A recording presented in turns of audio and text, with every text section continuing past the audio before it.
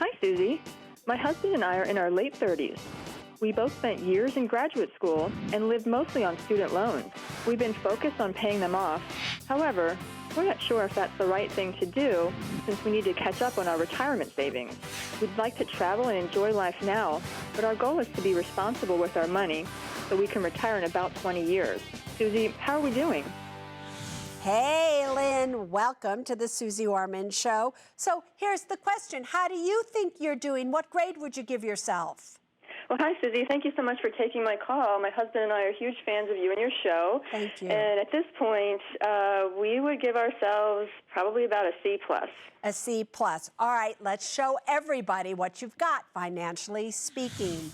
Here you go. And we have Lynn and Rob. They are 39 and 37 years of age. Retirement, they have about $91,000 in it, $57,000 in an emergency fund, $23,000 approximately in investments. Their current home is valued at $380,000. However, they do have mortgage debt on that home of $289,000 approximately, and about $54,000 of consumer debt.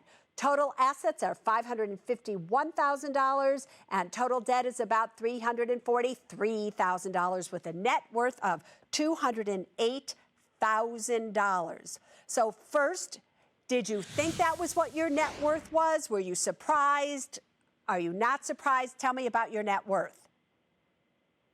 I guess we're not really surprised because we feel like we've been behind the eight ball because we spent so long in graduate school, and we're just still working hard to get out of that debt. Get out of that debt. So now let's see your income to your expenses, okay? Because it's important. Everybody knows what they've got going here. We have a great $14,209 of monthly income. Expenses are $9,600 a month. Monthly savings are $3,000 a month. So you have an excess. Besides your savings, you still have $1,527 per month.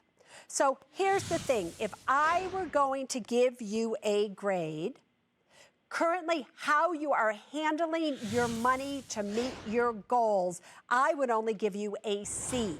Now, that's the bad news. Here's the good news. The good news is you have more than enough money to attain your goals, but what you're doing with your money is not the right thing, okay? Okay. So here is your way to an A. First of all, you have this universal life insurance policy that you are paying close to $400 a month for it. You have been paying $400 a month for it for the past 4 years. If you just did the math, you would have at least $20,000 or more in this universal life policy that only gives you a $500,000 death benefit. Today, the current cash value of that policy is $13,000. You put in 20, and its only cash value is worth $13,000. You have lost $7,000 in 4 years. Does that make sense to you? No. No. All right. So here's what I want you to do. I want you each to get a 20-year level term policy for $1 million each. Once that is in place, I then want you to cash out this universal policy.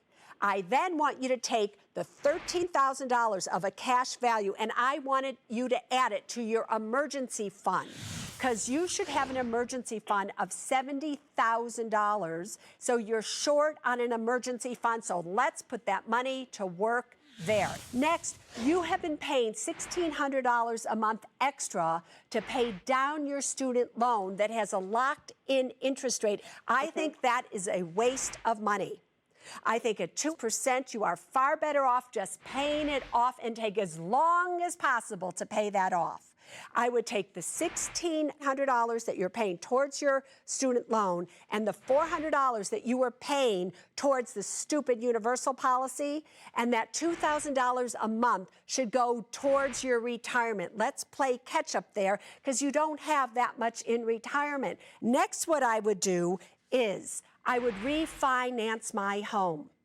Now, I would refinance my home into a 15-year fixed rate mortgage. If you did that, it would cost you only $500 more per month.